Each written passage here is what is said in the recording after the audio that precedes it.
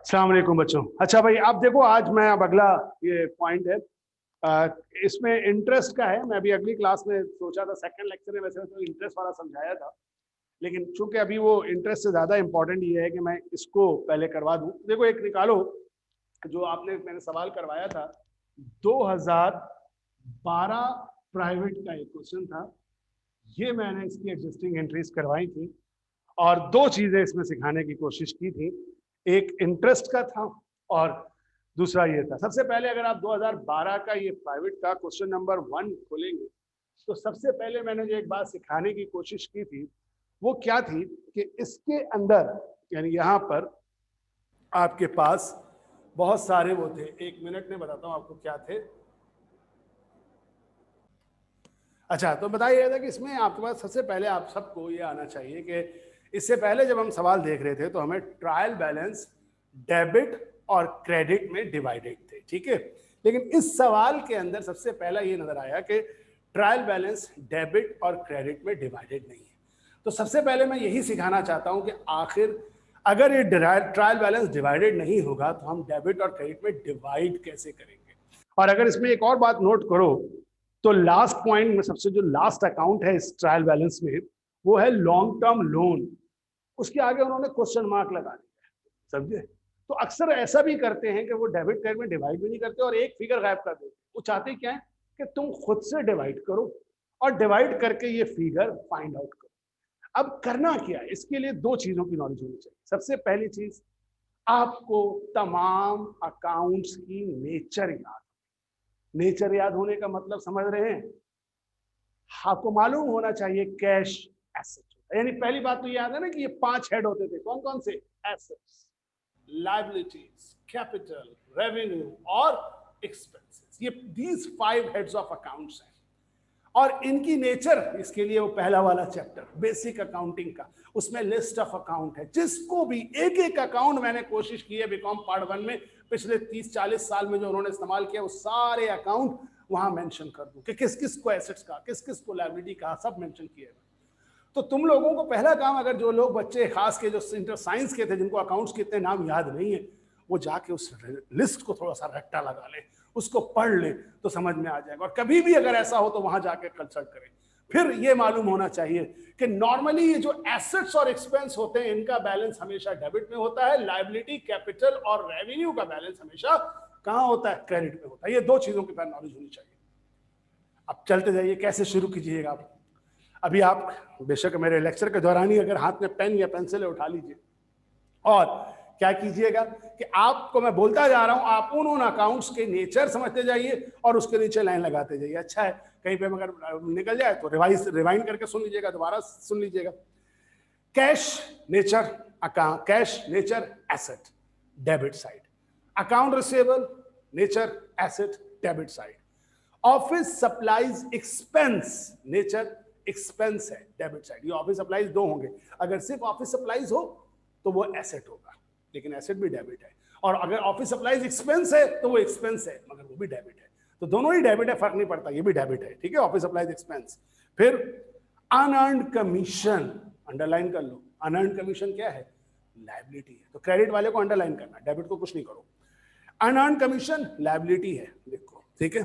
फिर machine asset है, debit है। अकाउंट पेएबल क्रेडिट है, लायबिलिटी है, अंडरलाइन कर लो। अलाउंसेस फॉर डेप्रिसिएशन, मशीन का हमेशा allowances for depreciation credit side पे होता है। अलाउंसेस फॉर डेप्रिसिएशन हमेशा क्रेडिट साइड पे होता है। फिर रिपीट कर रहा हूं, कोई भी हो, फर्नीचर का हो, लैंड फर्नीचर का हो, बिल्डिंग का हो, लैंड का नहीं होता, फर्नीचर का हो, बिल्डिंग का हो, मशीन का हो, क्रेडिट पे होगा, अंडरलाइन करो। फिर है मर्चेंडाइज इन्वेंट्री। इस वक्त मर्चेंडाइज इन्वेंट्री एसेट है, डेबिट साइड पे होगी। फिर अलाउंसेस फॉर बैड डेट। अच्छा, अब अलाउंसेस फॉर बैड डेट दोनों होता है, याद करो। जब बैड डेट एक्सपेंस पढ़ाया था तो उसमें क्या था, कभी डेबिट होता था कभी क्रेडिट। लेकिन एक बात याद रखना, गौर से सुनना, allowances for bad date normal balance हमेशा क्रेडिट होता है। अगर डेबिट होगा तो लिखा हुआ होगा। इस वक्त देखो लिखा हुआ है allowances for bad date debit, तो डेबिट में रखना। अगर ये लिखा हुआ नहीं होता तो हमेशा क्या समझते हैं, अलाउंसेस फॉर बैड डेट क्या है? क्रेडिट है। तो इस वक्त अलाउंसेस फॉर बैड डेट का डेबिट बैलेंस हो। आपको मालूम है कि डेबिट बैलेंस होगा तो क्या हो जाएगा? ऐड कर दिया जाएगा। फिर अलाउंसेस फॉर बैड डेट के डेबिट बैलेंस के बाद है आपके पास क्या? Cost of good sold, cost of good sold की नेचर एक्सपेंस है, ठीक है, याद रखिएगा, कॉस्ट ऑफ गुड सोल्ड की नेचर एक्सपेंस है, debit side. Prepaid rent nature asset है, debit side. Salaries expense, expense है, debit side. Drawing contra capital है, कैपिटल का उलट होता है, कैपिटल क्रेडिट होता है, तो ड्राइंग हमेशा डेबिट होता है, ड्राइंग की नेचर डेबिट है। कैपिटल, कैपिटल कैपिटल है, ऑनर इक्विटी है, क्रेडिट साइड, अंडरलाइन करो। Sales revenue, sales revenue credit है, रेवेन्यू है, सेल्स भी लिखा हो, कभी सिर्फ सेल लिखा हो, रेवेन्यू। एक और ऐसी बता रहा हूं, एक दफा चंद बच्चे कंफ्यूज हो जाते हैं, मतलब सेल्स लिखा हुआ है या सेल्स रेवेन्यू लिखा हुआ है या सेल्स इनकम लिखा हुआ है, ये तीनों एक ही चीज है, तीनों की नेचर रेवेन्यू है, इनकम है, हमेशा कहां होगी, क्रेडिट में। लेकिन एक दफा लिखा हुआ है सेल्स इक्विपमेंट, अब बच्चा सोचने लगा भाई ये क्या है, सेल्स इक्विपमेंट से मुराद ये वाली सेल नहीं है, सेल्स इक्विपमेंट कहते हैं बेसिकली औजार को, जैसे ऑफिस इक्विपमेंट है, शॉप इक्विपमेंट है, स्टोर इक्विपमेंट, वैसी सेल्स इक्विपमेंट। क्या होगा सेल्स इक्विपमेंट? भाई जो काउंटर में रखी हुई मशीन है जिसमें वजन करता है वो सेल्स इक्विपमेंट है। दूध वाले का डोंगा जो होता है जिससे दूध नाप के देता है वो क्या है, सेल्स इक्विपमेंट है। मीटर, कपड़ा बेचने वाला मीटर रॉड से नाप के देता है वो क्या है, सेल्स इक्विपमेंट है। तो सेल्स इक्विपमेंट इक्विपमेंट है, एसेट है, लेकिन ये सेल्स इक्विपमेंट सेल्स रेवेन्यू नहीं होगा, ठीक है, बस ये बस कंफ्यूज मत होना, क्योंकि कभी कभी ऐसा आ जाता है तो खामा हम परेशान हो जाते हैं। ये बाकी ये तीनों सेल्स है, रेवेन्यू क्रेडिट साइड पे।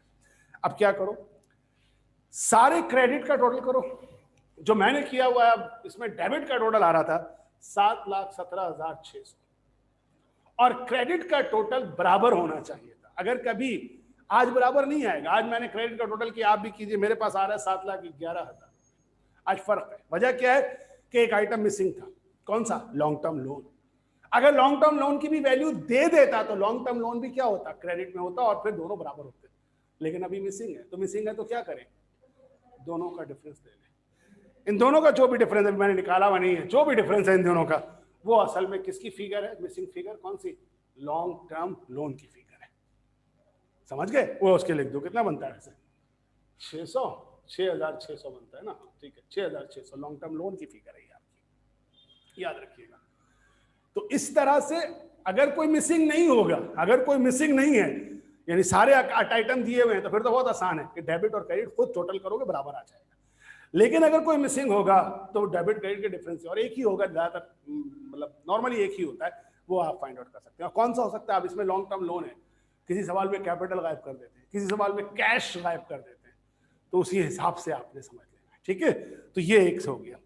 अब अगर मैं इसको सवाल को सॉल्व करने की कोशिश करूं कि भाई 2012 प्राइवेट, तो इसके सारे सवाल में तो आपको ऐसा तो सारे क्वेश्चन इस तरह के करवा चुका हूं, लेकिन एक दफा मैं इसको कर दे रहा हूं ताकि देख लें कि किस तरह से ये 2012 प्राइवेट का है, ताकि एडजस्टिंग एंट्री खत्म हो जाए। अब पहला वाला एंट्री जो है ऑफिस सप्लाईज का है, पहली एंट्री। अब हेडिंग वगैरह डाल लीजिएगा, क्या नाम है जनाब, अली लिमिटेड नाम है इस कंपनी का, अली लिमिटेड। सेकंड लाइन में लिखिएगा एडजस्टिंग एंट्रीज, ठीक है ना। उसके बाद पहली एंट्री आप लिखेंगे क्या है, अनयूज ऑफिस सप्लाईज। अब ऊपर क्या था, ऑफिस सप्लाईज एक्सपेंस, और आपने खुद मालूम कर लिया कि वो डेबिट में था, तो आपकी एंट्री क्या होगी, office supplies debit, office supplies expense credit. जब ऑफिस सप्लाईज डेबिट में होता है तो हमेशा, यानी एक्सपेंस क्रेडिट में है, तो हमेशा अमाउंट कौन सी आएगी, जो अनयूज्ड है। वो बता भी क्या रहे, अनयूज्ड, कितने से आ जाएगी, 3,000 से आ जाएगी। दूसरी entry, rent was paid 1 year on April 30। अब इसमें कैलकुलेशन इन्वॉल्व है और इसीलिए मैं ये करवा रहा हूं। पहला काम क्या करो, एंट्री बना दो, क्योंकि पहला काम है एंट्री बनाना। ट्रायल बैलेंस में जाओ, रेंट प्रीपेड क्या रिकॉर्डेड है, प्रीपेड रेंट डेबिट है, तुम्हारी एंट्री में क्या होगा, रेंट एक्सपेंस डेबिट और प्रीपेड रेंट क्रेडिट।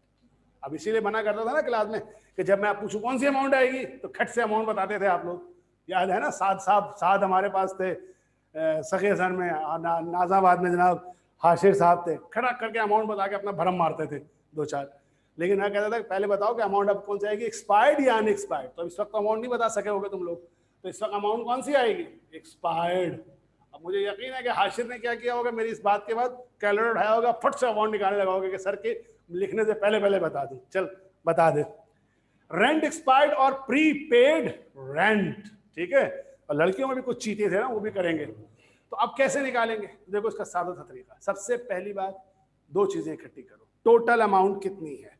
तो तुम्हें मालूम होना चाहिए कि ऊपर से मालूम हो गया कि जो रेंट की अमाउंट पे की गई है वो कितनी की गई है, 3600।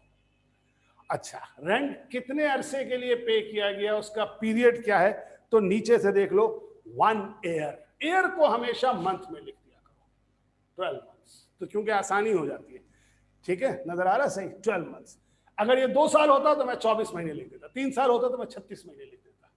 ठीक है, तो मैंने लिखा 3600 और 12 महीने। इसकी मैंने एडजस्टमेंट ड्रिल में बहुत प्रैक्टिस दी है, अगर उसको जाके देखोगे तो बहुत आराम से प्रैक्टिस कर सकते हो उसकी।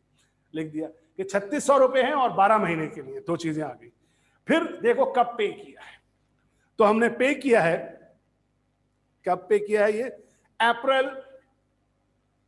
अप्रैल की 30 को, 30 2009 को। और याद रहे कि एंट्री हम बना रहे हैं, ये कब बना रहे हैं, दिसंबर 31 2009 को एंट्री बना रहे हैं।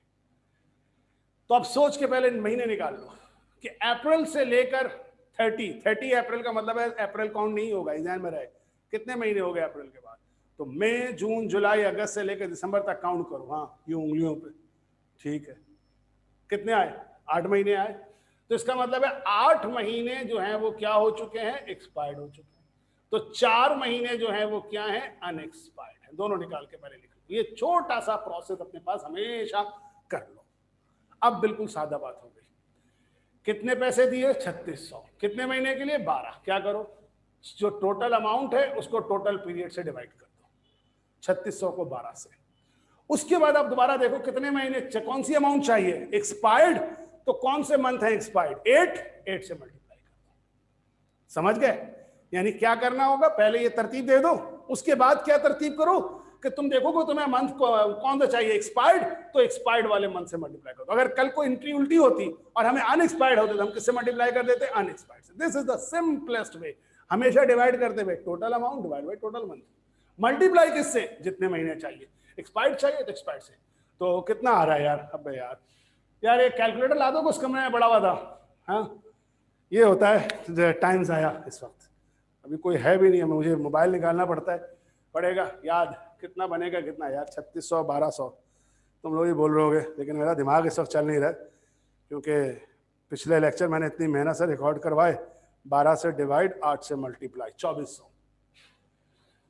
हाँ, तो 2400 रुपये यहाँ आ जाएंगे। क्लियर? ये आपने बना दिया राइट एक्सपेंस का।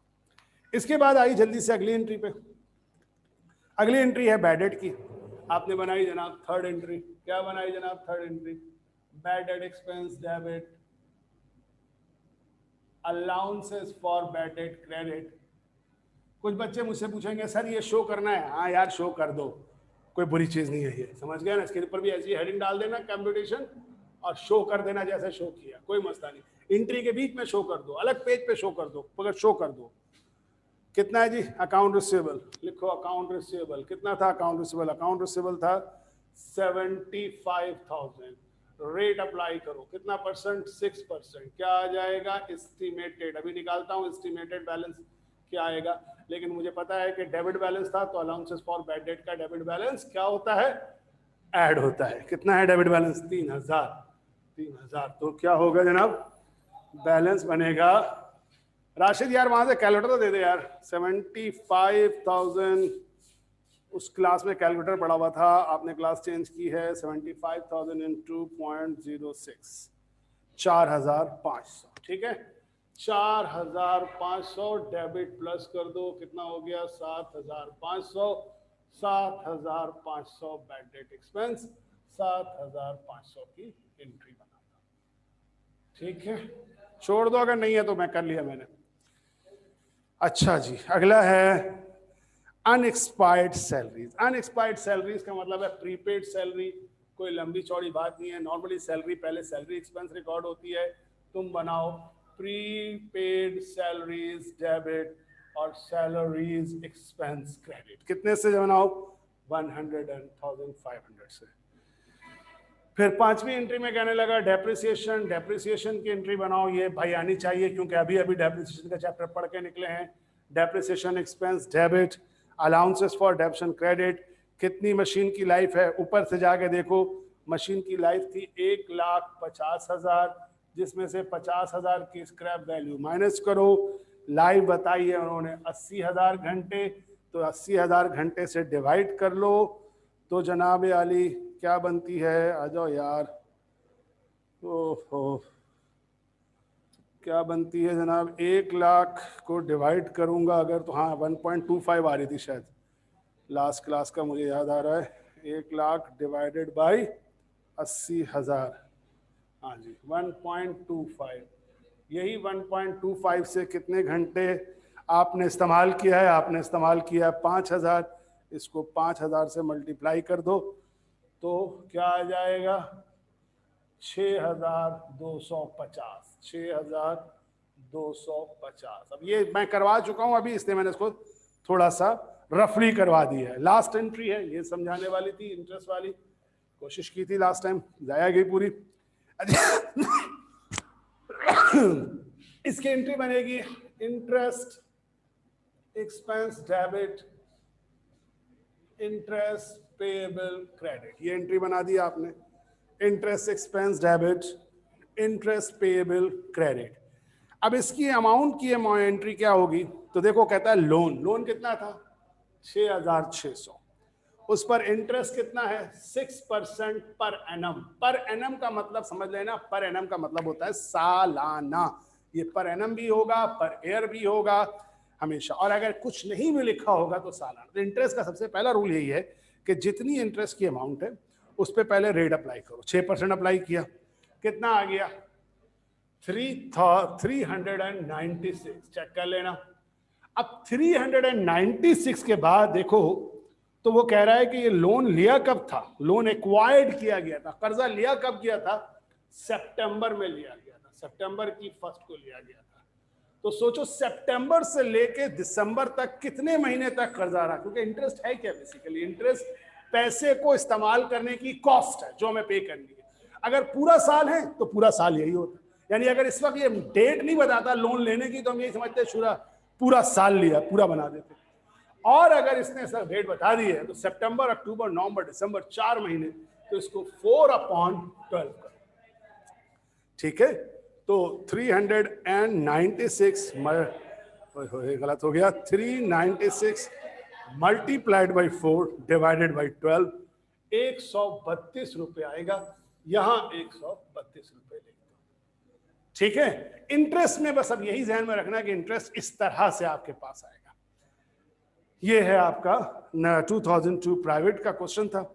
आई होप के नजर तो आ रहा होगा आपको सही, लेकिन मैं एक तस्वीर ले लेता हूं इसकी, अगर आप लोगों को नहीं समझ में आए तो मुझसे मांग लेना, मैं पिक्चर फिर आपको सेंड कर दूंगा, ठीक है। 2012 की, ठीक है। तो आज यूं करते हैं कि यहां पर रोकता हूं, कल मैं तीसरा लेक्चर कल रिकॉर्ड करके फिर अपलोड कर दूंगा, आज तो टाइम हो गया काफी।